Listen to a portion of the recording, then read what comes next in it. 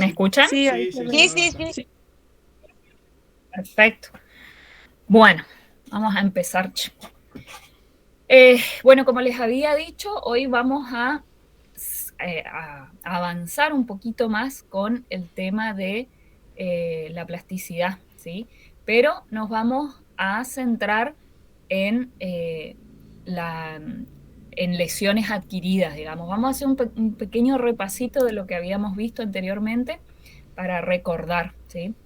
Recuerdan que el tema de la neuroplasticidad era esa capacidad que tenía nuestro cerebro, ¿sí? Para ir eh, adaptándose al contexto, adaptándose a los cambios que nos presenta el ambiente, que incluso en cuanto al pensamiento, habíamos visto que podía generar cambios, ¿sí?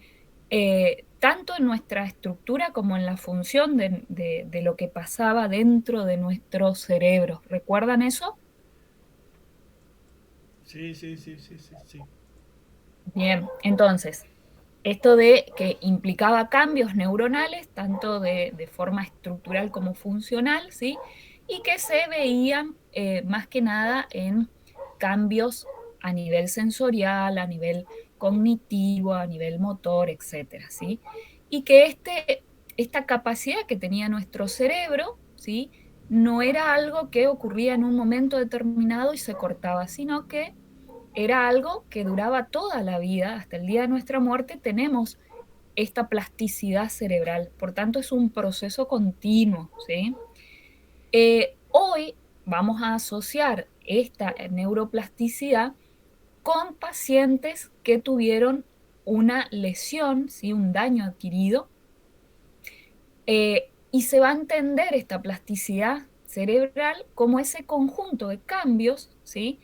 Tanto a nivel anatómico, ¿sí? Es decir, en cuanto a lo que pasa en el cerebro en sí mismo como órgano, digamos, como de manera funcional, es decir, desde el funcionamiento mismo que ocurre en nuestro cerebro al momento de haber un daño, una lesión dentro de las estructuras neuronales, ¿sí? Eh, y de qué manera se podría llegar a permitir ciertas mejoras, ya sean que logremos parcialmente o totalmente en cuanto a la funcionalidad. ¿Me disculpan un segundo? Voy a salir porque parece que alguien Sí, sí. quiso ingresar, pero ahí está. ¡Ay! Se me fue. Se me fue. Justo cuando le estaba por dar el ok. Ay, no sé quién era. A ver si ya menciona acá. Bueno,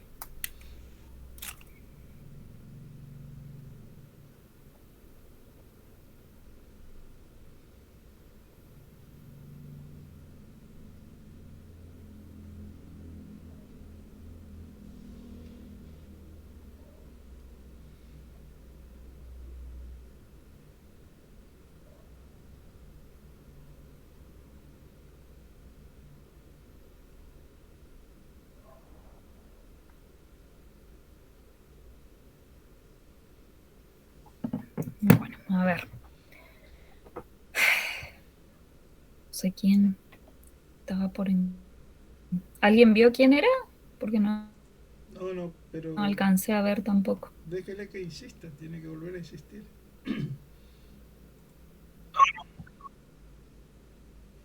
Bueno, ya va a sonar de vuelta, imagino. Sí. Bueno, bueno, acá vamos a ver un poquito esto de la plasticidad neuronal en pacientes con daño cerebral adquirido. Hoy nosotros nos vamos a centrar en justamente en lesiones, pero che, que hasta que yo salgo y atiendo, ya se me va. Ahí está.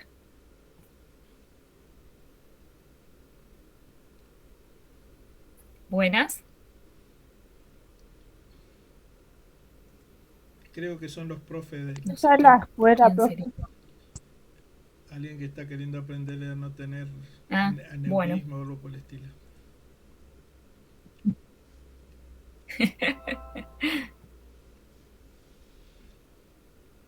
volvamos.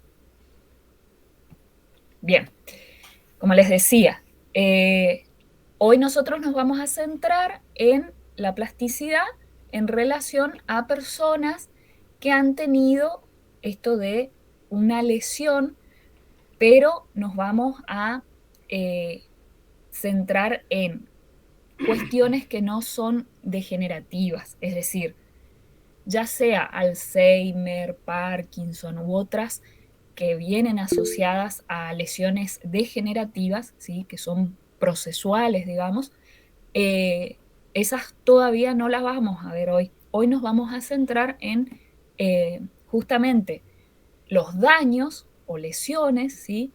Que aparecen de manera repentina, ¿sí? Y que afectan una parte, ¿sí? De nuestro cerebro y que pueden afectar distintas áreas de nuestro cerebro. Ya vamos a ir viendo más adelante cómo a nivel emocional, a nivel cognitivo, motor o sensorial, pueden llegar a generar. Dentro de lo que son las lesiones no degenerativas, ¿sí? Están, por ejemplo, los tumores cerebrales, las infecciones en el sistema nervioso central, algunos daños que son consecuencia de, por ejemplo, la epilepsia. Y los que, eh, digamos, con mayor frecuencia se presentan serían los accidentes cerebrovasculares o ictus, también llamados, y los traumatismos cráneoencefálicos. ¿Está? Y en estos dos últimos vamos a centrarnos hoy, como les dije desde el principio. Partamos entonces de que, ¿qué entendemos por un ACV? ¿Sí? Básicamente es un trastorno vascular, ¿sí? Es decir, cuando el flujo sanguíneo, ¿sí? Dentro de nuestro cerebro se interrumpe, ¿está? Eh, ¿Cuáles pueden ser eh, los factores que podrían llegar a determinar la aparición de un ACV? Tenemos, por un lado, aquellos que no podemos modificar, como es, por ejemplo, la edad. Sabemos que personas de más de 65 años tienen mayor probabilidad de sufrir un ACV. En el caso del sexo, en general, afecta más a los hombres que a las mujeres, ¿sí? Y en cuanto a la raza, en general, afecta más a la raza negra, ¿sí? Y en cuanto a los factores que sí podemos modificar, es decir, que podemos tener en cuenta para cambiarlos, entrarían, por ejemplo, la hipertensión arterial, ¿sí? Las enfermedades cardíacas, ¿sí? Yo si me voy a un cardiólogo, si tengo una enfermedad, digamos, como, no sé, por ejemplo, la fibrilación auricular, bueno, me voy a un cardiólogo y puedo llegar a resolver evitando un posterior mal mayor, ¿sí? Eh, en cuanto al consumo de sustancias, ¿sí?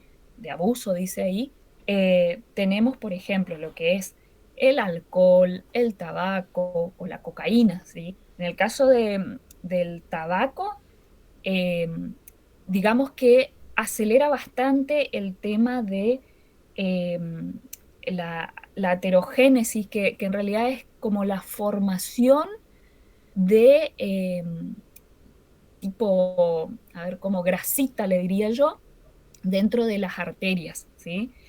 Entonces, hay una mayor agregación plaquetaria y eso puede conducir justamente a un ACV. En el caso del alcohol, bueno, aparte de conducir o provocar más hipertensión, puede generar, por ejemplo, problemas de coagulación, ¿sí? o algún tipo de trastornos en el tema de la coagulación. Y disminuir el flujo sanguíneo. Entonces todo ello puede provocar en última instancia un ictus, ¿sí? O un accidente cerebrovascular. Y en el caso de la cocaína, que también, ¿sí? Lo que hace es, genera, induce, digamos, ¿cómo se dice? Los vasoespasmos, ¿sí?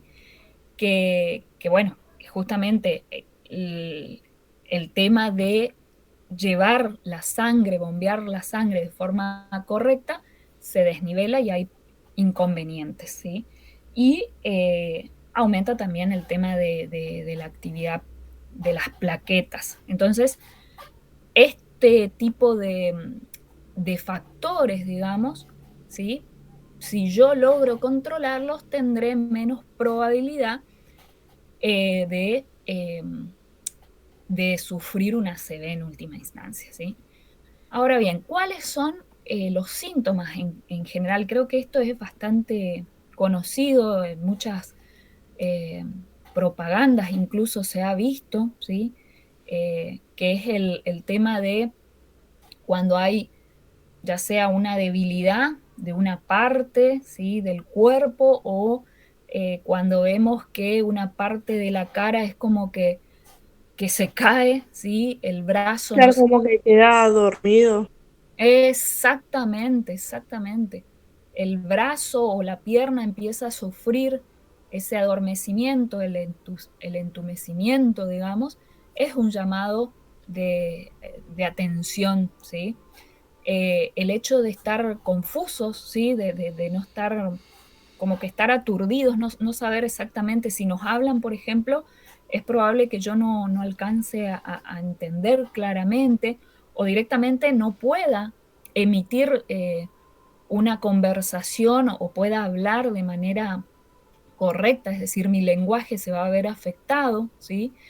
E incluso se puede dar que pueda tener problemas en cuanto a la visión, es decir, que yo no alcance a ver bien, ya sea con uno o con ambos ojos, digamos. Y por supuesto, si ya vimos anteriormente que se me empieza a adormecer la pierna, es muy probable que mi andar sea diferente y tenga mayor dificultad para caminar.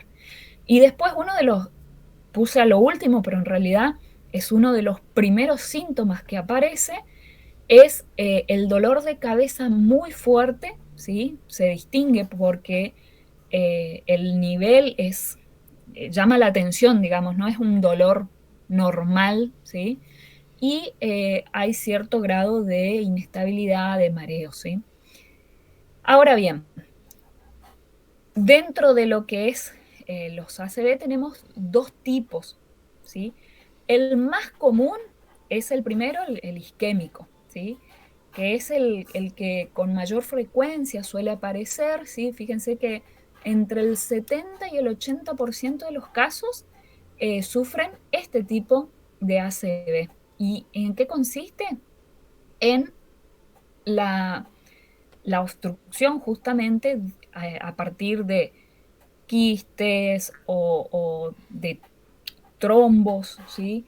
Eh, en cuanto a los eh, trombos y émbolos, perdón, eh, si me permiten, esperen, repaso porque no me acuerdo bien la diferencia, a ver, lo había leído y ahora no me lo estoy recordando. ¿Dónde lo tenía eso? Bueno, cuando lo encuentre les digo bien porque eh, había una distinción muy importante que en definitiva llevaba o conducía a esta obstrucción, ¿sí? Y bueno, como al principio habíamos visto, los vasoespasmos cerebrales también. Fíjense que es la tercera causa, ¿sí? De mortalidad. O sea, después de otras cuestiones, en realidad una de las primeras son los accidentes, ¿sí? Eh, la tercera causa es en personas adultas, ¿sí? Y la primera en discapacidad física. Y viene de la mano el tema de cuestiones económicas también, porque muchas personas, hombres, recuerden que una de los factores de riesgos era el sexo masculino, ¿sí? Y en muchas familias los hombres son aquellos que se encargan de llevar eh, el pan a la mesa, digamos, y entonces afecta el tema de la economía familiar, incluso producto de esta discapacidad, ¿sí? Y Profe, algo, sí, las causas más que nada serían preocupaciones, nervios que provocan este ACV. en muchos casos sí se dan, eh, es como un combo de cosas, ¿sí? Está dentro de las causas que genera el estrés sin duda, ¿sí? Por eso recomiendan, bueno, tener una vida saludable, hacer deportes, evitar situaciones que generen mucho estrés porque sin duda termina afectando y causando este tipo de ACV, digamos. Y algo que habíamos leído, que había leído, es que cada vez vemos aquí, quizás no tanto, pero en Europa sí, sin lugar a dudas, pero puede que sea algo que suceda, que hay una población cada vez más vieja, ¿sí? En general, en el mundo estamos viendo que las personas viven muchísimos años más, ¿sí? Gracias a los avances tecnológicos, a los avances en la medicina, etcétera. Gracias a Dios, las personas hoy tienen una vida mucho más alargada, si se quiere. Y por tanto, se considera, ¿sí? Se cree que el tipo de, este tipo de ACV se va a ir incrementando. ¿Por qué? Porque justamente, si ustedes recuerdan, uno de los factores que no se podían modificar y que ayudaban en, en la posibilidad de tener una severa la edad, o sea, a mayor de 65 años, ¿sí? Eh, hay mayor probabilidad de que sufra una ACV. Por tanto, si estamos diciendo que hay una población mucho más vieja, hay altas probabilidades de que se incremente este tipo de ACV. Profe, Sí, bueno, hago un aporte. sí, sí, sí. Este, es cierto eh, lo que usted está diciendo por la edad, eh, Ajá, pero dio los ejemplos de Europa que viven más. Lo que pasa, yo hice un pequeño estudio, ¿no es cierto?, referente a estos casos y ajá, le acompaño yo, mejor dicho, a un neurólogo que es amigo íntimo, ¿no es cierto?, crecimos juntos. ujú, Y él comentaba, eh, él es alemán, ¿no es cierto? Él comentaba que en Europa la gente vive más. Primero, usted tocó el tema de economía, ¿no es cierto? Que el hombre es el que trae, que va a hacer mantiene la casa, los hijos. En Europa, en el primer mundo, como llaman otros, ¿no es cierto? ajá, El tema económico está prácticamente superado, ¿no es cierto? sí, Porque es pobre el que no labura y el mm, pobre, si no tiene problema de salud, es contenido en hogares preciosos, en lugares muy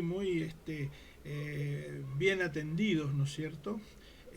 No van a esos lugares de atención comunitaria porque no quieren o porque tienen problemas de droga, ¿no es cierto?, que es lo que no aceptan.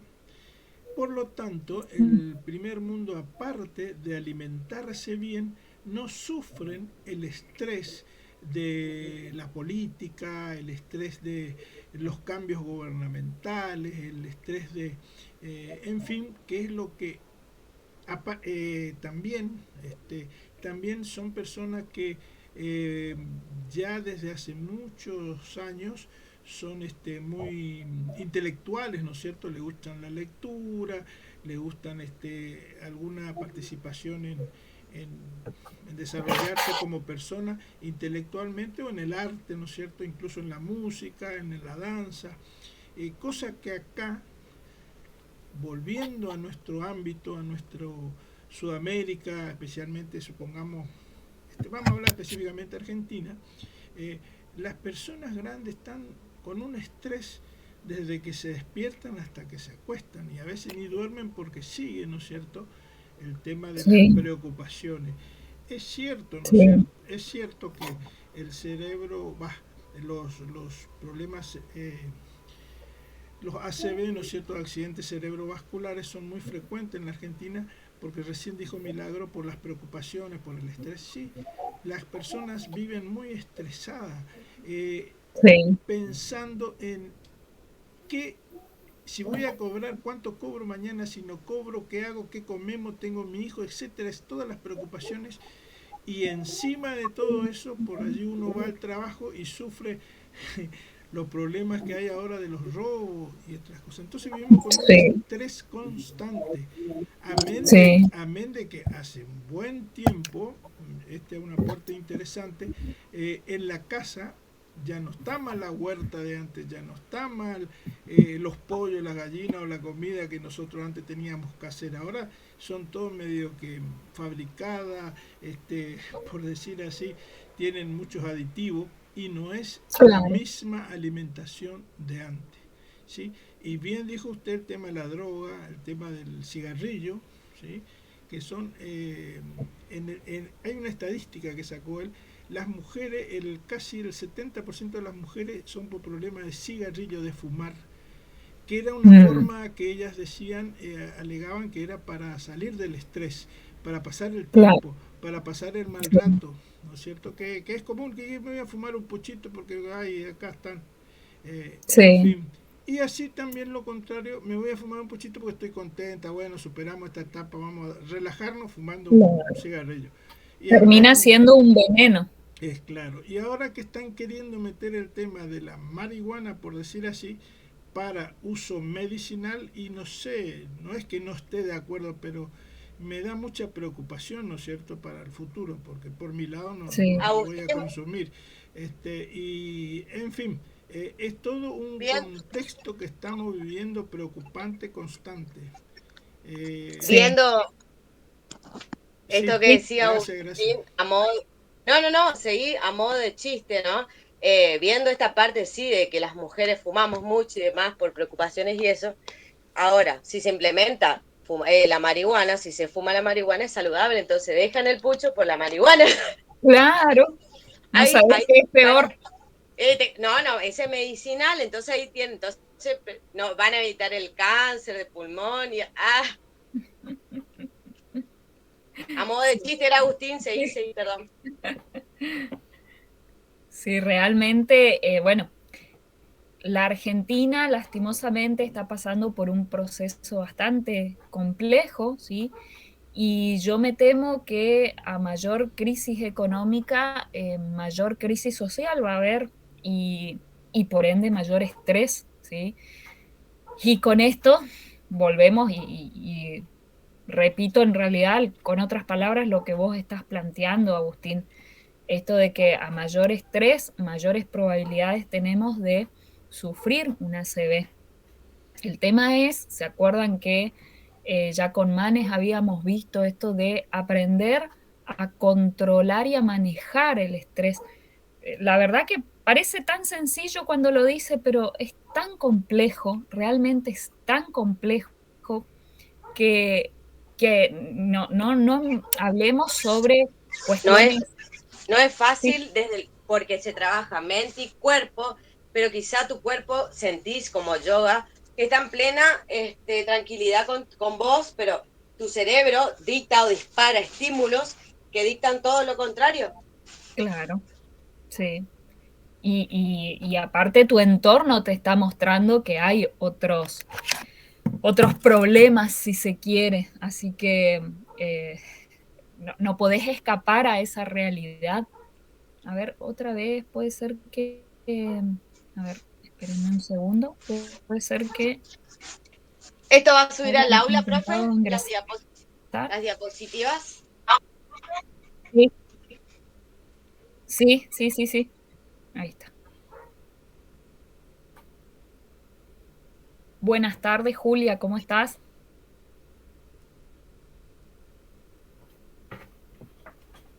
Buenas tardes, profe. Disculpe que recién me puedo conectar. No hay problema. Estamos hablando hoy, el tema de hoy, mejor dicho, es el tema de la neuroplasticidad en pacientes que han tenido una lesión, han adquirido, digamos, ¿sí? Y nos estamos centrando en el tema del ACV, ¿sí? Empezamos por ahí. Y después vamos a ir viendo lo de los traumatismos cerebroencefálicos, ¿sí? Hasta ahora lo que vimos es que en líneas generales, te hago un resumen, ¿sí?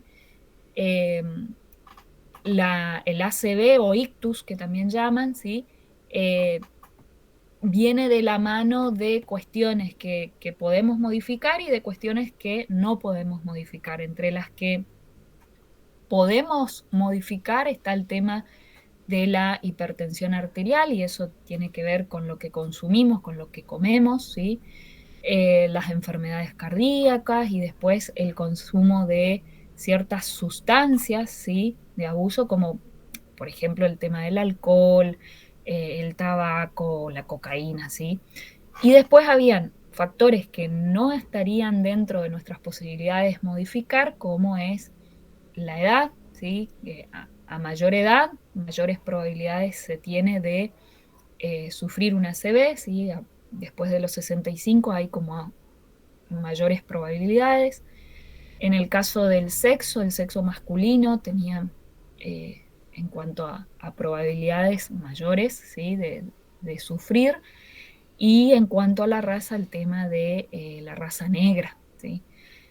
Veíamos algunos síntomas que se presentan frente a una ACV, ¿sí? Los más comunes, el dolor de cabeza muy intenso, mareos, confusión, dificultad para entablar una conversación o entender algo que nos están diciendo, ¿sí? Para ver, para caminar, etcétera, ¿sí?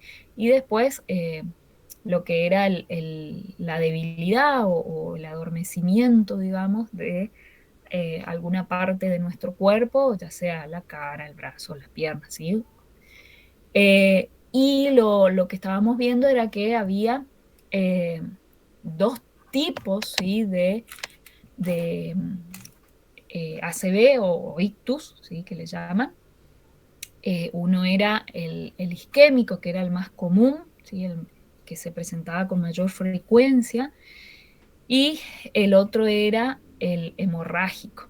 En el caso del isquémico, habíamos visto que era cuando se obstruía, ¿sí? Las vías por las cuales podía transitar la sangre, digamos, ya sea a partir de vasoespasmos cerebrales, a partir de un tumor o un quiste, ¿sí? El tema de los trombos, si no, yo no recuerdo bien, quería leer porque no recordaba bien la diferencia, pero creo que el tema del trombo es cuando se forma dentro de lo que son las venas o las arterias, ¿sí? Eh, se, se- se forma un coágulo, sería, Ahí la tuvo, y, profe. ajá, y en el caso del émbolo, digamos, es cuando se forma en otra parte del cuerpo y viaja hasta el cerebro, ese coágulo, digamos, y eso es lo que interrumpe. Eso es, si mal no recuerdo, ¿sí? Cualquier cosa, yo les estoy, eh, me estoy corrigiendo y les hago la corrección, ¿sí? Pero creo que era así, ¿sí? Y esas obstrucciones, digamos, muchas veces vienen asociadas a problemas como la aterosclerosis, ¿sí? Que era problema justamente en las arterias, ¿sí? Cuando se forman estos sebos, ¿sí? Que contaminan y que no permiten un fluir normal de la sangre, ¿sí? Bueno, habíamos visto esto de que en general las personas adultas es uno de los factores de muerte, ¿sí? Y de discapacidad física. Y nos detuvimos acá en este tema de, pues yo les había dicho que esta discapacidad física muchas veces viene también de la mano de problemas económicos, porque en muchos casos, no necesariamente, pero en muchos casos, eh, quien lo padece ya no puede trabajar, ¿sí? Y por tanto, el nivel económico, los ingresos económicos descienden, ¿sí? Entonces es una problemática familiar importante, ¿sí? Y lo otro que se había planteado era esto de que se cree que frente a una población cada vez con mayores posibilidades, digamos, de mantenerse en el tiempo, es decir, de llegar a una vejez bien, digamos, eh, había más probabilidades de que se incrementen los ACV, porque uno, sí, como bien dije al principio, uno de los factores que tienen que ver con el ACV es el de mayor edad, digamos. Entonces, si tenemos en cuenta eso, a mayor envejecimiento poblacional, como dice ahí, mayores probabilidades de que el ACV se incremente, ¿sí? El isquémico. Profe, Sí, también lamentablemente cuando uno tiene algún familiar que padece, siempre tiende a informarse puede ser el motivo, o sea, como uno comienza a investigar. sí. Pero yo también lo que he visto, personas cercanas, que siempre se relacionan la CB con personas mayores, Mm, pero también hay eh, jóvenes que por miles de motivos, alto grado de estrés, a veces son sí, causantes, o como dice usted también, la situación económica, factores de que hacen que le agarre una CB siendo tan joven, que generalmente se relaciona con personas mayores. sí. Pero hay casos también de chicos, o sea, chicos, yo conocí, lamentablemente, una chica de 17 años por un Uh, alto grado de estrés, por presiones, por el estudio, por un montón de factores, le dio una ACV. Y sí. uno es como que se Ahora, sorprende porque por la dice edad, cada por vez la edad, es más, por la edad sobre todo. ataca a nosotros, los más jóvenes, o sea, por eso yo me descaro con usted para que no me agarre las... La buena noticia es que a menor edad, mayores probabilidades hay de mejorar o de adquirir ciertos avances y recuperar ciertas cuestiones, digamos, de eh, rehabilitarse. de rehabilitarse, exactamente. Esa es la buena noticia, pero sí, vivimos en un mundo tan exigente que lastimosamente se están dando casos en personas cada vez más jóvenes.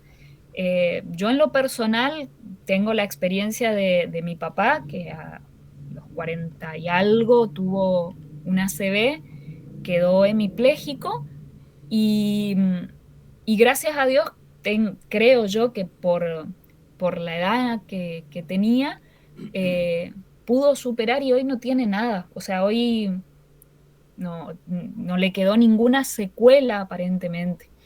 Y tengo una compañera de la escuela que también hará 5 o 6 años atrás, que también sufrió un ACV.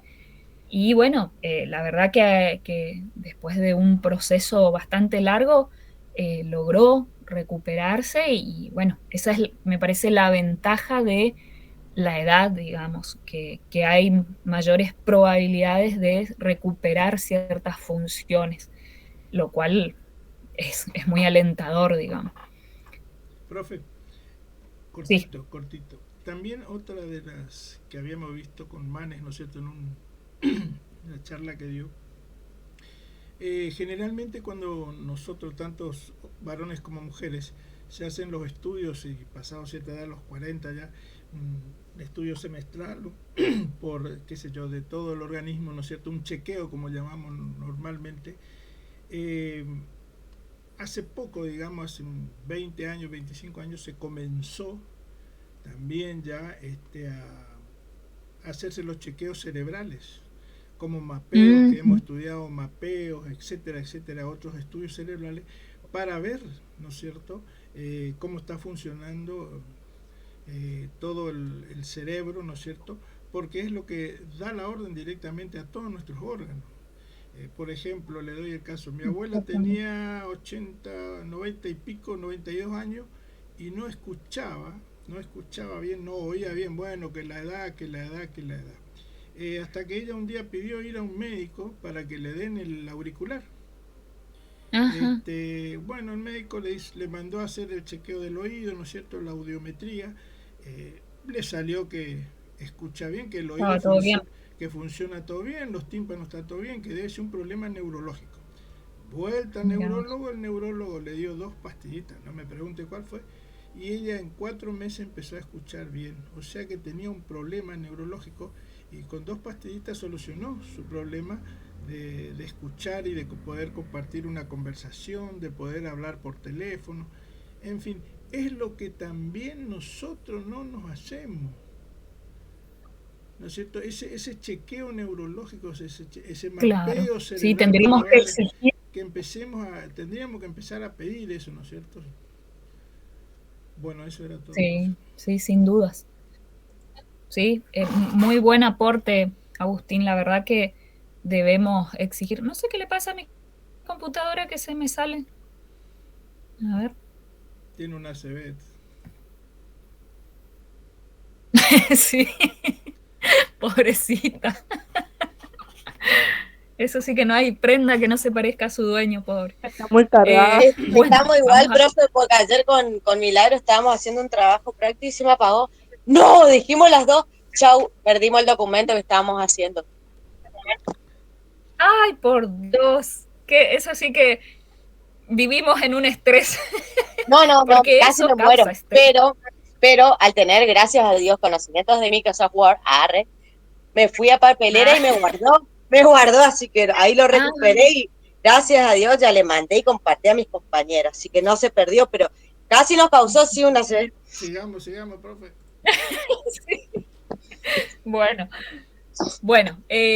entonces vimos que uno de los tipos era el isquémico y el otro es el hemorrágico, ¿sí?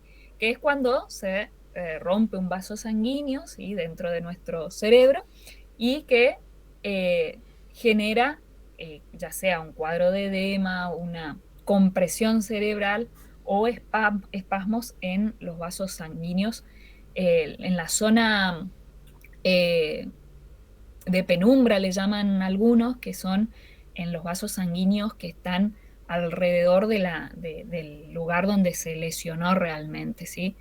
Este hemorrágico no es el más frecuente, pero es el que mayores consecuencias trae o peores consecuencias trae, ¿sí?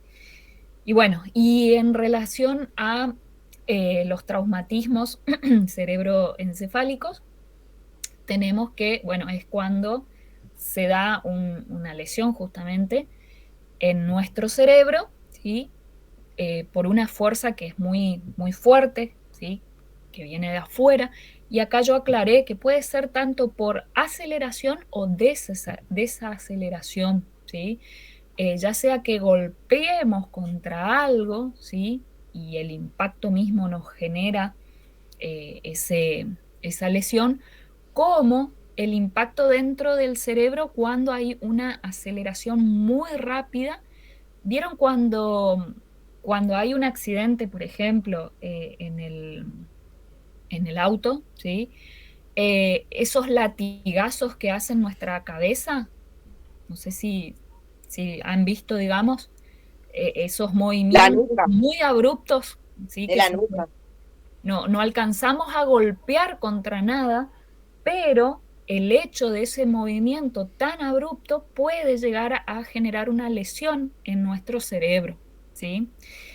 ¿Y qué consecuencias trae? Primero, ya sea que se altere o se disminuya la conciencia. Vieron que en ese tipo de situaciones uno queda como que no, como que se desmaya, ¿sí? Como que no alcanza a entender mucho.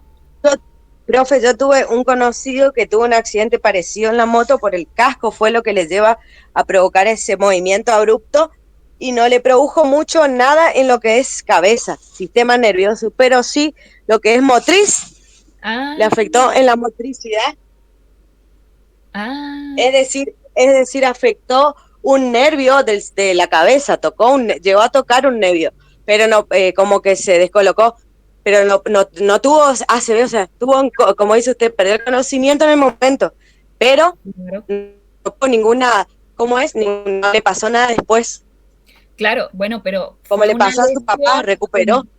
Claro, ah, bueno, menos mal.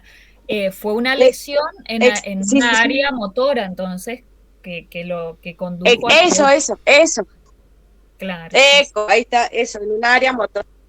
bien. Bueno, justamente esto que está acá expuesto, que puede afectar justamente tanto las capacidades cognitivas como las físicas, y dentro de lo que son las físicas podemos considerar el tema de la cuestión motora también, ¿sí? Eh, la- los, los traumatismos, ¿sí? Cerebroencefálicos son una de las primeras causas de muerte, ¿sí? Y discapacidad en personas menores de 45 años. Vieron que anteriormente habíamos dicho que en personas adultas y mayores era más frecuente que se dé los ACV, y en el caso de los más jóvenes, y cuanto nos acercamos más a adolescentes incluso, vemos que es una de las causas de muerte o de discapacidad también. ¿Cuáles son las causas de estos traumatismos? Bueno, el primero, lógicamente, los accidentes de tráfico, ¿sí? Como en el caso de tu conocido, accidentes laborales, deportivos o simples caídas que en principio parecieran no tener mucha relevancia, pero que trae una consecuencia importante la, en el desempeño futuro de esa persona, ¿sí? Eh, bueno, ¿cuáles son las lesiones, ¿sí? Que se generan a partir de estos traumatismos? Cuando sucede el hecho, sí, entrarían dentro de lo que son las lesiones derivadas primarias, ¿sí? Que es cuando se da el impacto en sí mismo, ¿sí? Ya sea que vemos hematomas en el cráneo, si vamos más allá hay una fractura justamente craneal, o hay algún tipo de contusión o conmoción, ¿sí? Cerebral, es decir, ya sea que esa sensación de no tener claras las cosas, o la contusión ya cuando hay una apertura hacia el cerebro, digamos.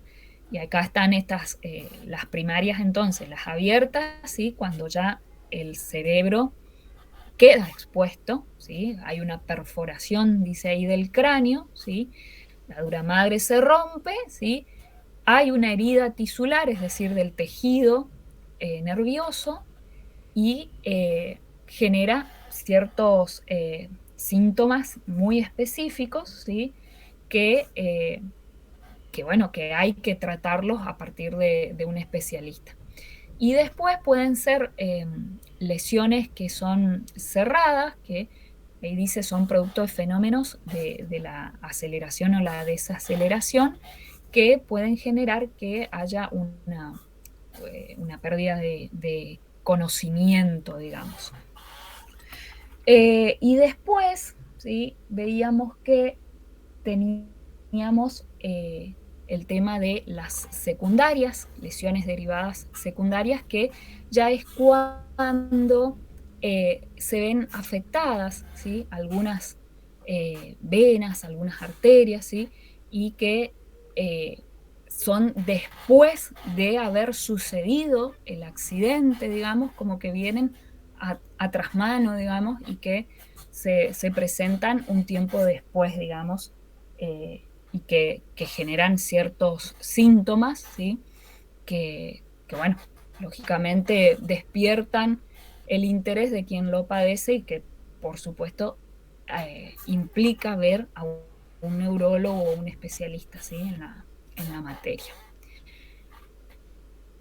Bueno, acá vemos las consecuencias de daños craneales, ¿sí? adquiridos, ¿sí?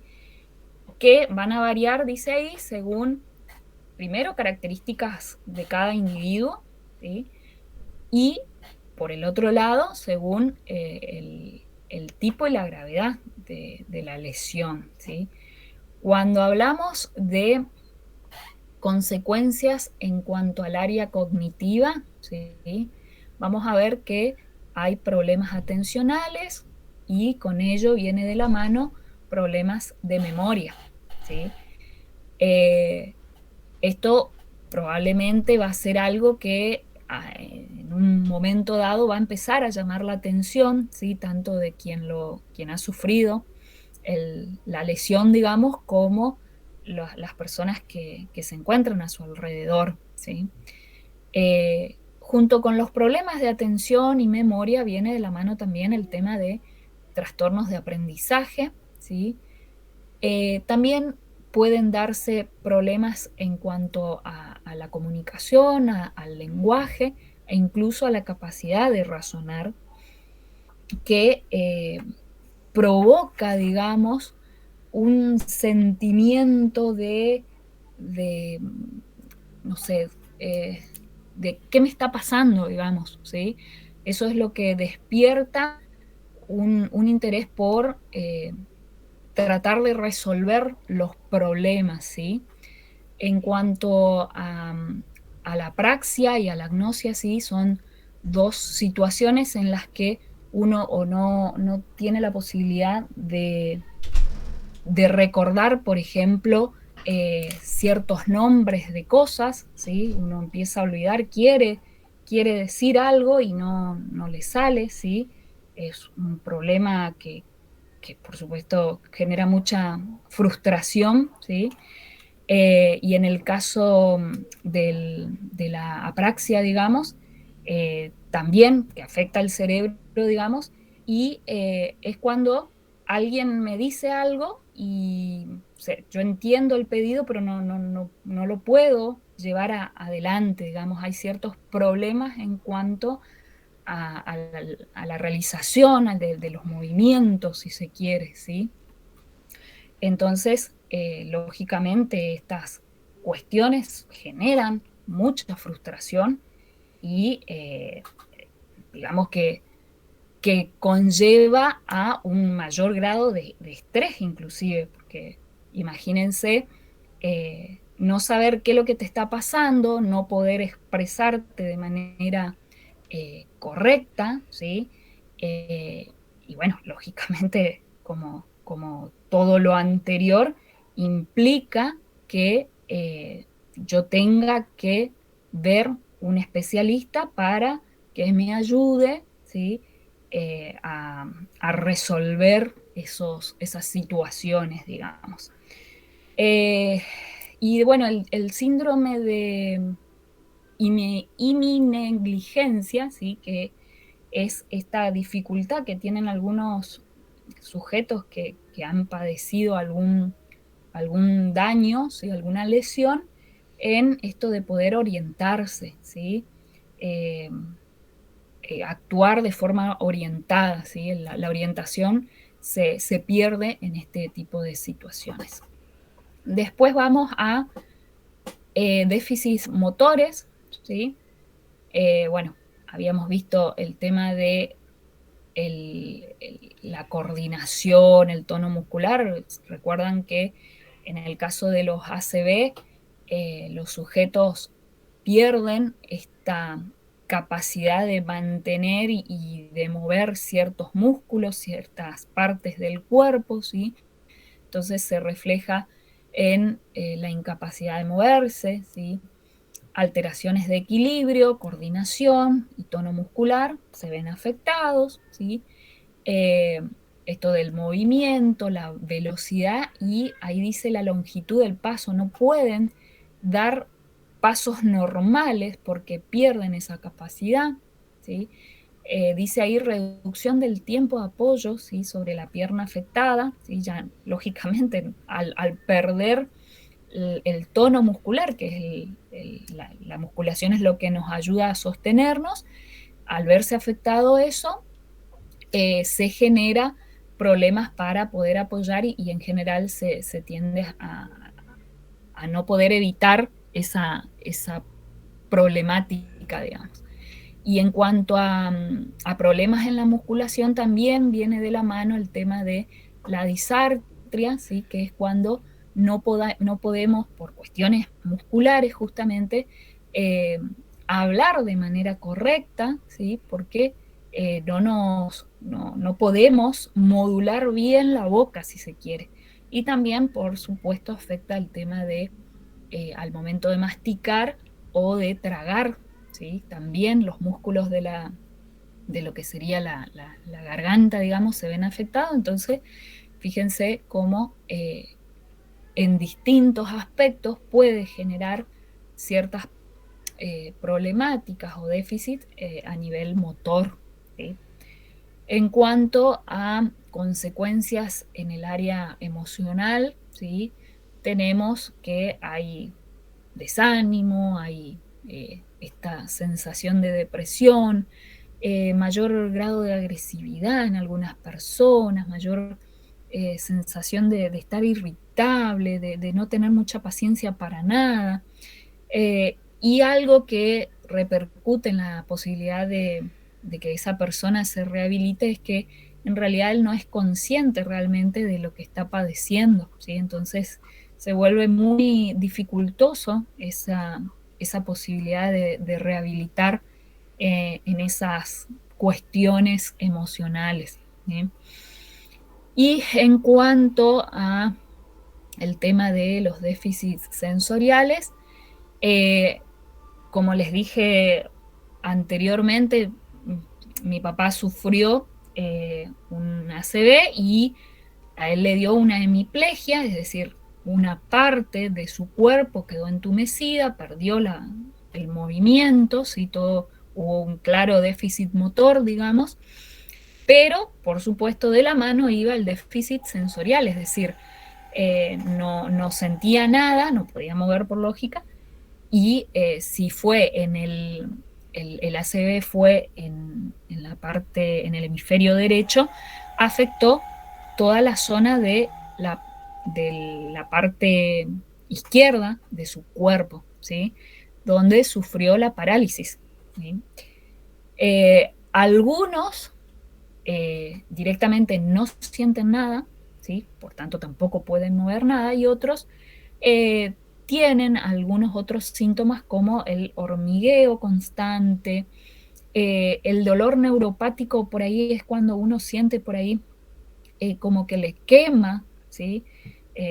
Bueno, como ejemplo puedo dar mi mamá tiene una neuropatía severa desmielinizante que genera también un dolor neuropático importante. Ella todo el tiempo tiene o el hormigueo o la sensación de que le quema la pierna, ¿sí?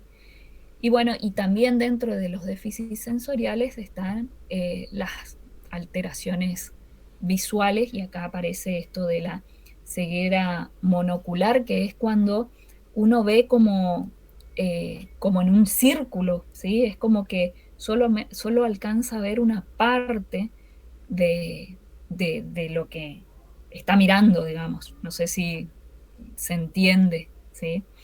Acá esto es lo que ya expliqué, ¿sí? Ahí ven, para después cuando lo quieren leer. Ahora vemos, ¿qué pasa cuando queremos buscar una rehabilitación, ¿sí? Frente a una lesión cerebral? ¿Hasta acá vamos yendo? Sí, Sí, profe. profe. Sí, sí, sí. Bien. ¿No los estoy aburriendo? No, por lo menos a mí no. Bien. Eh, bueno, a ver, frente a una lesión cerebral, ¿sí? Tenemos que el texto nos mencionaba sobre que había una pérdida de la actividad en donde hubo la lesión propiamente dicha, y también puede suceder que en las áreas que están cerca de la lesión también se vean afectadas ciertas funcionalidades, ¿sí? Esas áreas corticales que están cerca de la lesión se llaman zona de penumbra, ¿no? Hoy ya les había mencionado, ¿sí?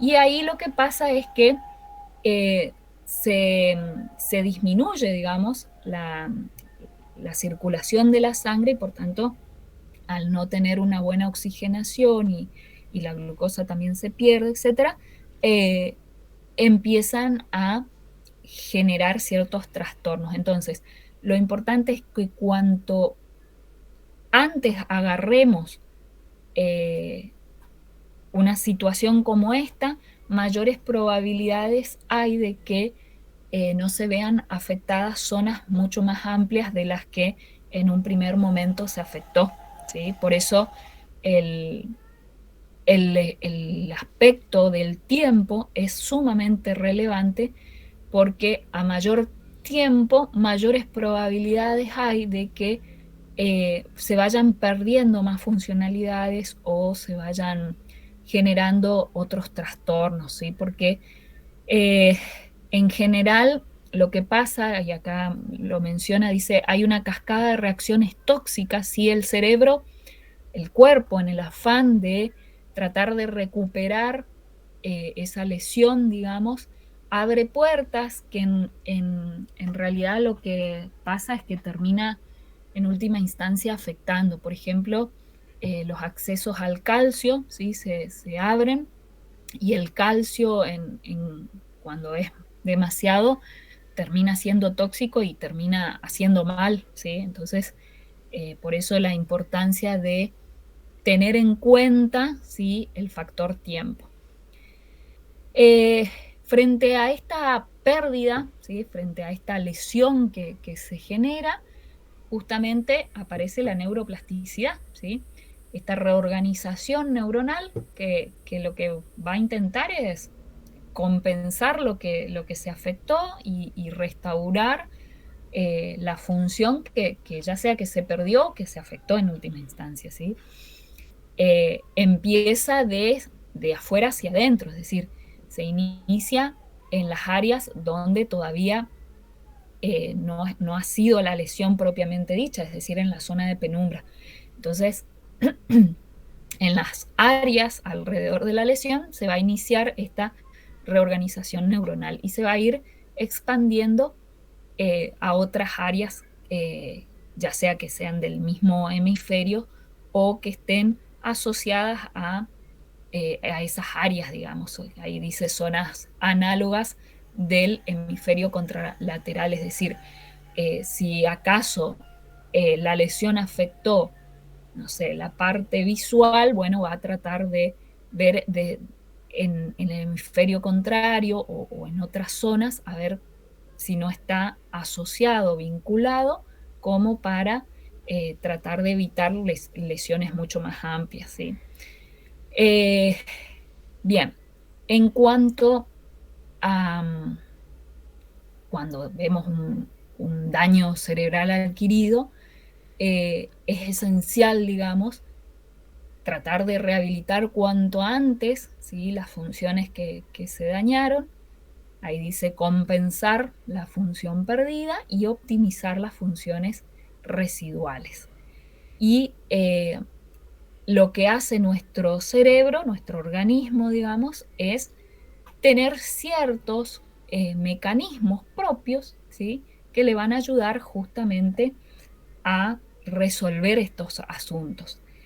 Eh, para justamente tratar de generar cambios, ¿sí?, ya sea a nivel en el cerebro, ¿sí?, ¿sí?, en general, como desde lo molecular o lo celular, y ahí está expuesto, digamos, esto de ir, por ejemplo, en el caso de cambios a nivel molecular, vemos que hay una búsqueda, ¿sí?, de equilibrar ciertos receptores, ¿sí?, redistribuirlos, ¿sí?, de generar ahí dice un tráfico iónico, es decir, los iones van a tratar de ir a donde se los necesita.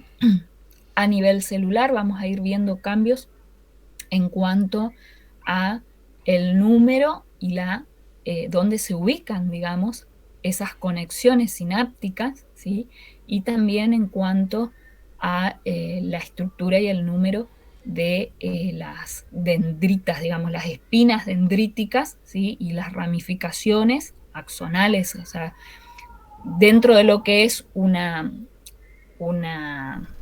neurona, digamos, ¿sí?, se va a tratar de mejorar el número, ¿sí? Ahí aparece la neurogénesis, ¿sí? Entonces empiezan a aparecer nuevas neuronas, ¿sí?, para tratar de compensar, tratar de reponer esas que se están perdiendo. Y en cuanto a lo cerebral, como dije hoy, esto de redistribuir, ¿sí?, los mapas corticales, es decir, las funcionalidades, el volumen de la sustancia gris y la integridad de las sustancias blancas. Ustedes saben que tanto las neuronas como la glía, digamos, van a tratar de, en el caso de las neuronas, a partir de la neurogénesis y a través de la glía, van a tratar de buscar estrategias para evitar mayores daños, ¿sí?, y tratar de componer esa lesión, ¿sí? Ahí aparecen cada uno de esos mecanismos, ¿sí?, biológicos, ¿sí?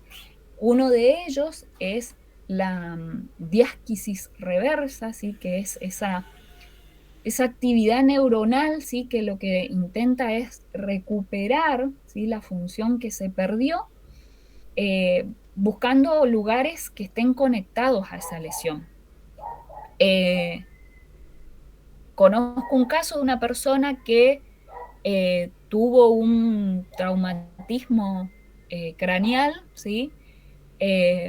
Perdió el habla por un tiempito, ¿sí? Y cuando logró reponerse, le costaba, por ejemplo, expresar ciertas palabras. Y creo que, desde lo que yo entiendo, aquí hubo una diásquisis reversa, porque ¿qué hacía el cerebro?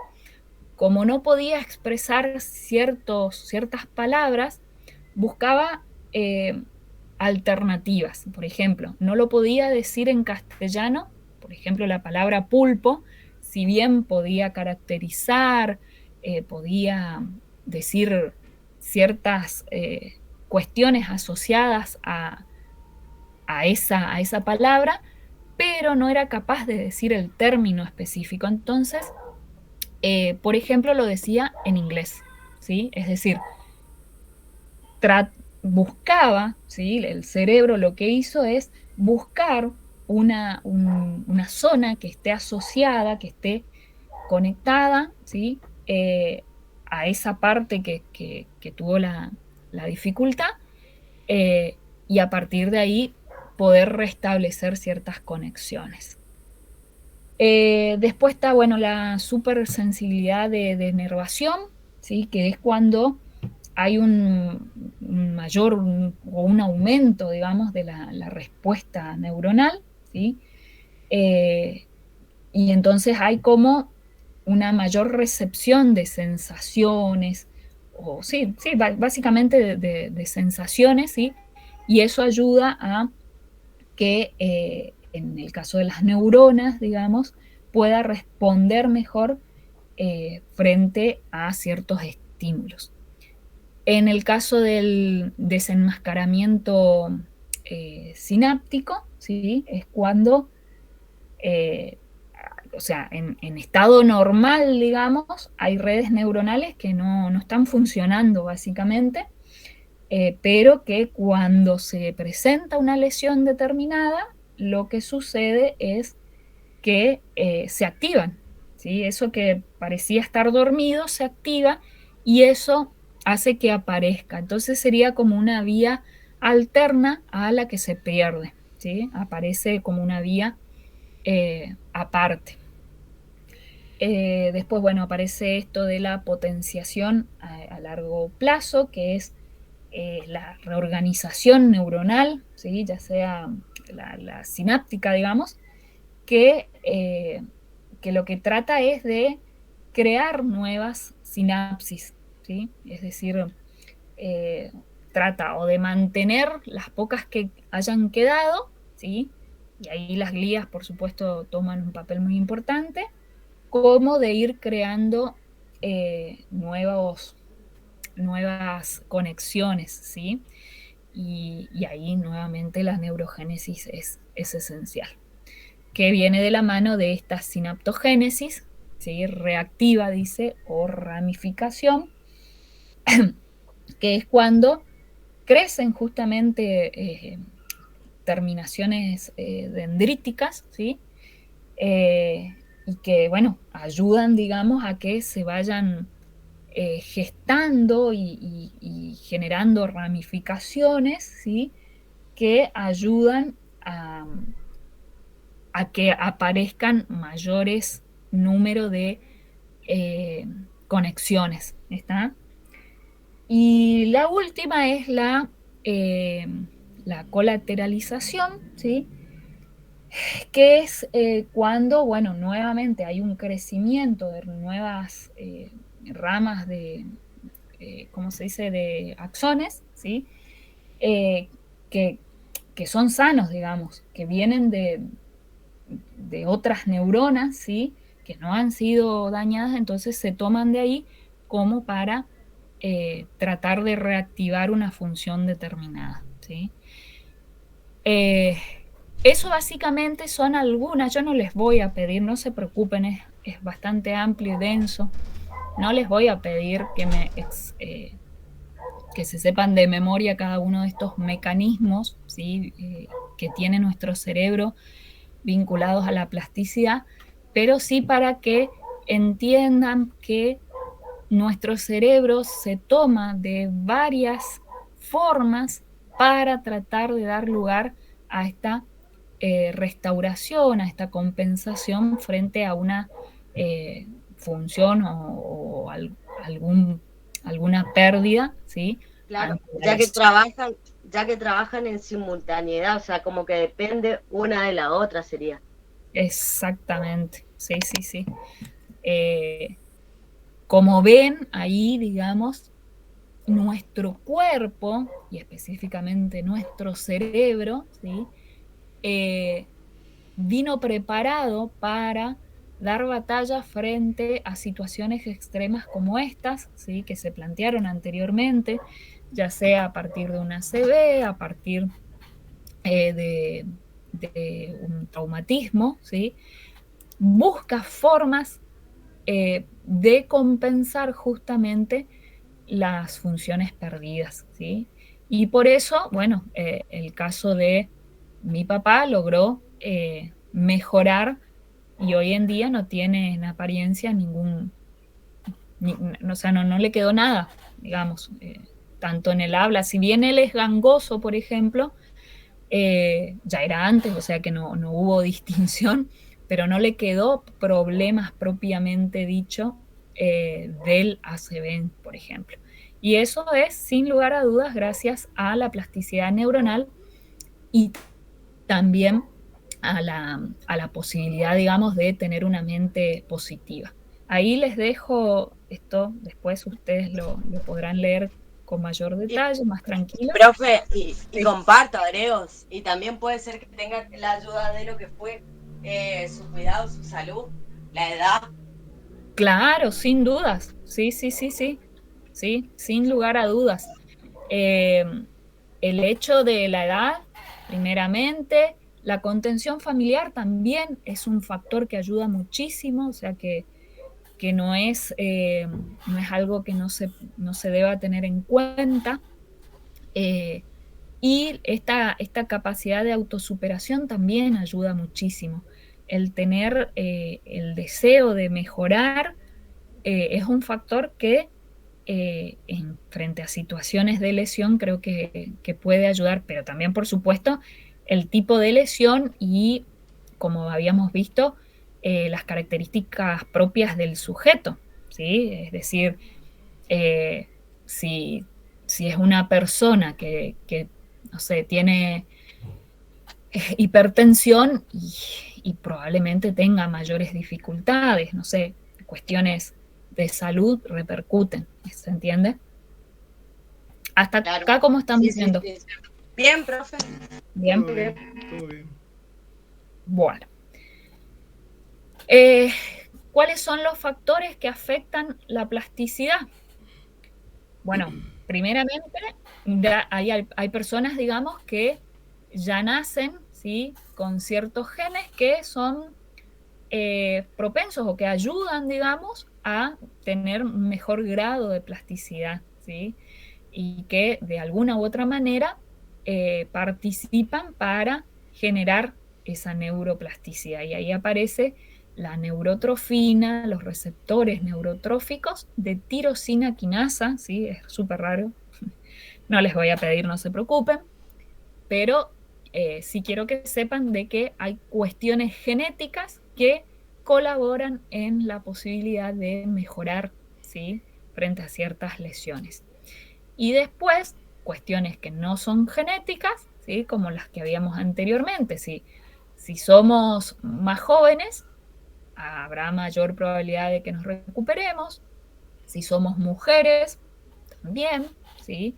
Y ahí la explicación dice: las mujeres contamos con cerebros que son más simétricos, dice, es decir, son uno del otro, son muy parecidos, digamos, los dos hemisferios. Y eso ayuda muchísimo en cuanto a que se puedan asumir, digamos, ciertas funciones en paralelo, ¿sí? Es decir, se cuenta con mayor probabilidad de, frente a una lesión determinada, generar o adquirir una funcionalidad parecida. También dice ahí, tenemos un cuerpo calloso más desarrollado y eso lógicamente ayuda a ampliar nuestra conexión entre los dos hemisferios. Entonces, también eso nos trae ventaja a las mujeres en relación a los hombres. Y después acá menciona el nivel de inteligencia, la educación alcanzada, la complejidad del trabajo que uno realiza cotidianamente. Y esto viene de la mano de... ¿Cómo? Que cambie la presentación porque se quedó en factores afectados. A ver. ¿No ven? Ahora sí. Ahí volvió otra vez a factores que afectan la plasticidad. Y eso estoy desarrollando, ¿eh? Ahí tendría que ser. Este es el que estoy diciendo de los factores genéticos, no genéticos, ¿sí? Y esto es lo que quería relacionar con lo que habíamos visto con Manes. Vieron que él decía que un factor de protección cerebral era la educación. Y fíjense que acá nuevamente se determina esto, ¿sí? Justamente porque a mayor aprendizaje, mayor educación, ¿sí?, hay mayor grupo de conexiones, ¿sí?, que se van armando en nuestro cerebro, si se quiere, y eso ayuda a que si hay una zona que se afecta, hay como mayores probabilidades de que se cuente con otras vías, otro tipo de accesos a otras zonas, a otras neuronas, ¿sí? Y por supuesto eso colabora también en la recuperación de ciertas funciones, ¿sí? Después, en cuanto a factores que vienen de la mano de la lesión propiamente dicha, hoy ya habíamos dicho que todo lo que tenga que ver con lesiones que son abruptas, ¿sí? Como el ictus o ¿cómo se dice? Los traumatismos cerebroencefálicos, tienen mayor posibilidades de que se logre recuperar, digamos, ¿sí? Y también hoy les había dicho esto de que en el caso del isquémico, digamos, tenía más probabilidades o más chances, digamos, de recuperación que el hemorrágico, por ejemplo. Y no así, por ejemplo, y ahí lo menciona, cuando hay tumores cerebrales por ahí, la posibilidad de mejorar o de alcanzar un mayor grado de plasticidad se ve como más reducido, ¿sí? Y por lógica también, cuando una lesión no alcanza a ser muy amplia, ¿sí? O cuando es incompleta, por lógica la recuperación va a ser mucho más sencilla, más fácil, ¿sí? Del área, que si hay una afección mucho más completa. Así que esas cuestiones vienen de la mano de las características propias de la lesión, ¿sí? ¿Qué hora es? A ver. Bueno, tenemos unos minutos más. ¿Hasta acá estamos yendo bien? Sí, pero ¿Sí? sí, profe. Sí, sí. Bueno. ¿Qué pasa con personas que o son ciegas, digamos, o personas que son sordas? Se da en el cerebro de esas personas, digamos, una conducta compensatoria, digamos, es decir, trata de adaptarse a esa situación en particular, y esta conducta adaptativa es, lo que dice ahí, es el proceso mediante el cual, cuando uno sufre una lesión en nuestra cabeza, en el cerebro, que va a afectar un área, ¿sí? Específicamente sensorial, lo que hace nuestro cerebro es tratar de buscar en otras áreas otra forma sensorial que le permita captar ciertos mensajes externos, ¿sí? Y que estén asociados con el sentido perdido, dice ahí. Es decir, si yo soy ciega, perdí la vista, ¿sí? Voy a buscar o tratar de alcanzar, ¿sí? Ciertas áreas que me ayuden a recibir información de forma no visual, ¿sí? Como puede ser, voy a afianzar el tema del tacto, el tema del oído, ¿sí? En pos de mejorar, digamos, el acceso a esa información que yo no estoy recibiendo a través de mis ojos, digamos, entonces compenso de esa manera. El otro día justamente mi suegra me contaba que ella tiene una amiga que es no vidente, ¿sí? Se había operado, había mejorado y bueno, después terminó perdiendo toda la visión, digamos. Y que ella en su casa cocina, barre, hace vida normal, digamos, y entonces ella le preguntaba cómo hacía, por ejemplo, para barrer. Y, y decía que justamente ella se descalzaba para poder ir sintiendo dónde hay mayor mugre, digamos, y también para sentir mejor los espacios, digamos, ¿sí? Entonces la parte táctil, digamos, se acentúa en el caso de personas ciegas. Y en el caso de personas que no oyen, digamos, personas sordas, lo que hacen es justamente buscar la parte más visual, ¿sí? Entonces, tratan de prestar mayor atención a todo lo que venga a partir del sentido de la vista, ¿sí? Y también mejora, por supuesto, el tema del tacto, ¿sí? Que, que justamente trata de compensar esa parte auditiva, y de ahí aparecen ciertas características como para llevar adelante una vida lo más normal posible, ¿sí? De la mano de el tacto, en el caso de las personas sordas, a partir de la visión y el tacto, digamos, y en el caso de las personas ciegas, a partir de el oído y el tacto también, ¿se entiende?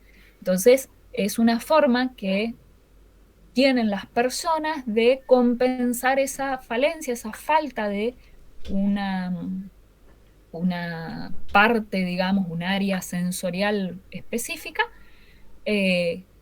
para poder seguir adelante en contacto con su entorno, con su contexto, ¿sí? Bien. Sí, profe. A ver, ¿qué nos queda? Voy a ir cerrando un poquito. Bueno, a ver, acá tenemos, y esto es bastante extenso, pero voy a tratar de acortar un poquito. Cuando queremos rehabilitar, digamos, frente a una lesión, ¿sí? Frente a un daño adquirido, justamente, primero tenemos que ver cuál era el estado al principio de ese sujeto, digamos, que padeció esa lesión, ¿sí? Porque de ahí en más veremos cómo va a seguir el proceso de rehabilitación, ¿sí? Cuáles son las capacidades que se perdieron, que entonces habrá que rehabilitar. Por ejemplo, si yo no conozco que mi papá, por ejemplo, era gangoso antes de su lesión, yo puedo creer que en realidad él continúa con una dificultad cerebral en relación a eso, cuando él tuvo otro problema físico que le generó ese gangoseo, diría yo, digamos, ¿sí? Entonces, sí o sí yo tengo que estar sabiendo, a partir de los familiares probablemente, cuál era el estado en el que estuvo antes de la lesión el paciente, y a partir de ahí reconocer cuáles fueron las capacidades, las funcionalidades que perdió ese sujeto, para poner atención en la rehabilitación de esos aspectos específicos que se perdieron, ¿sí? O que se debilitaron. Claro, para poner hincapié y empezar a indagar o trabajar acerca de eso. Exactamente, exactamente. Por el otro lado, saber, por supuesto, qué tipo de lesión sufrió, en qué área del cerebro, ¿sí? Y eso viene de la mano de lo que hoy decía Agustín: el mapeo cerebral es esencial en este caso, ¿sí? Porque si no sabemos qué áreas, ¿sí?, están lesionadas, difícilmente tengamos una rehabilitación certera, ¿tá? Y ese proceso de rehabilitación, por tanto, es muy, muy, muy específico, muy individualizado, y va a ir adaptado a lo que ese sujeto en particular precisa, digamos. Entonces, adaptado a demandas funcionales, ¿sí? Que, sabiendo yo qué capacidad, qué función se debilitó, se perdió, acorde a eso yo voy a iniciar ese proceso de rehabilitación. Dentro de los tipos de rehabilitación tenemos primeramente el tradicional, digamos, ¿sí? que es lo que frecuentemente se utiliza, digamos, ¿sí? Por eso se dice que es tradicional. Ahí está dividido en, cuando hablamos de cognitivo, ¿sí? Por ejemplo, les doy así, que cuando dice, por ejemplo, de la atención. Por ejemplo, recortar ciertas letras, pedirle, si es un joven, solicitarle que recorte ciertas letras, ¿sí? Que busque en un diario y recorte las M, es un ejercicio que uno diría que pavote, pero viene de la mano de la rehabilitación cognitiva, ¿sí? Eh, que haga una búsqueda visual de algo. Vieron que generalmente está en esto de buscar las diferencias. Bueno, ese es un ejercicio muy utilizado de forma tradicional para rehabilitar una lesión que afectó el área cognitiva, ¿sí? Específicamente la cuestión atencional, digamos, ¿sí? Eh, si supongamos yo le doy ciertos números, no sé, le doy no sé, le digo 12, bueno, que escriba al revés ese número implica un proceso atencional muy específico, además de tener en cuenta un proceso de memoria, digamos. Entonces el sujeto, si lo tiene que escribir al revés, va a tener que ser, bueno, 2, 1, poner 21, y ahí estaría resolviendo una actividad de índole atencional que ayuda en cuanto a la rehabilitación. ¿Se entiende? Leer, por ejemplo, en general la lectura ayuda muchísimo a mejorar la atención, más cuando se le solicita que cuente el principio, cuál fue el nudo de la historia, cuál fue el desenlace. Uno, además de estar trabajando la memoria, también está trabajando el tema de la cuestión atencional, ¿sí? Y aparte, estimulando, digamos, la parte de interpretación, si se quiere también, que Es, entendieron. sí, exactamente, exactamente. Todo eso ayuda en cuanto a generar ejercicios mentales, ¿sí? Eh, en áreas cognitivas propiamente dichas, digamos. Profe, Eh, sí. en el caso de mi María Rosa, mi señora cuando tuvo la Ujú. CB, ella le afectó la parte cognitiva, entonces empezó con los crucigramas. La primer Claro, prueba de rehabilitación cognitiva fue los crucigramas y de ahí pasó a otras cada vez más difíciles, ¿no es cierto? Y sí. terminó, por decir así, que el doctor le dio de alta cuando le dijo o manejas tecnología celular o manejas tecnología de la computadora. Como ella toda su vida Mira. trabajó con computadora, no quería saber nada, pero con el celular sabe más que yo y que unos cuantos. Ah, Así mira que vos. eso le ayudó un montonazo. Pero sí. ¿Y le quedó alguna secuela en relación a su lesión? Eh, a nivel físico un poquitito, que arrastra un poquitito la pierna izquierda y un poquitito el brazo izquierdo, pero muy poquito, casi no se ve. Ahora sí, Mira vos. por ejemplo, tiene su tiempo en el sentido de que durante el día, supongamos, de las 24 horas, ella 10, 12 horas como máximo está bien y después se empieza a decaer, ¿no es cierto? Como que se va apagando la velita, ¿no es cierto? Y va perdiendo fuerza.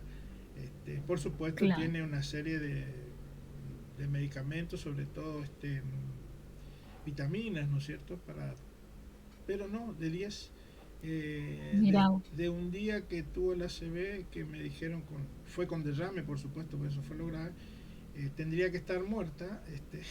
Ya hoy Bueno. por hoy pasó 11 años y bueno, y tenemos para un buen rato todavía. Qué bendición hoy de eso. La verdad que te alegra el alma saber bueno, de tener un pronóstico tan malo, digamos, a tenerla hoy con un pequeño o un leve problema motor, digamos. La verdad que uno da gracias a Dios seguramente y que lleva una vida normal, seguro. El doctor Klein, que fue el terapista de ella allá en Favaloro, porque tuvimos la Ajá. suerte que lo atendieron en Favaloro, él ganó un premio presentando el Ah, trabajo de ella junto con el que le operó, el doctor Acosta. Ganaron un mirá vos, premio en la revista científica de neurología, allá en el 2011. Así que, qué no, interesante. es todo un caso interesante. Mirá vos, qué lindo. Bueno, ojalá la podamos conocer algún día como para ver, a ver cómo fue su antes y su después, digamos, que ella nos cuente en primera persona. Sí, cómo no, va a haber tiempo para eso. Sí. Bueno, voy a cortar acá porque yo enseguida ya entro en mi otra clase y me gustaría pasar al baño. Ah. Eh, y, y así, en todo caso, dejo esto para la clase que viene, así lo explico con más tranquilidad. Y bueno, y si tienen alguna duda o algún comentario que lo quieran hacer, soy todo oídos. Está todo bien, profesora. Que tengan muy buenas noches. Nos estamos viendo. Bueno, bueno, Muy Agustín, bueno, muy buena clase, profe, bastante bien explicada. Así. Ayudó mucho las diapositivas, bastantes claras, digamos. sí. Buenas Yo noches, profe. bueno, me alegro que se haya entendido. Es denso, el problema es que es denso todo este tema, pero bueno, la idea creo que fue quedando. Y sí, por supuesto, yo ahora voy a levantar esto, así lo pueden mirar con más detenimiento y leer con más tranquilidad. Así después lo hablamos también, ¿sí? ¿Les parece? Sí, profe, Profe, gracias. Bueno, Buenísimo. bueno chicos, que anden bien y el martes que viene, Dios mediante, nos estamos encontrando. Buenas noches. Buenas buenas noches. noches.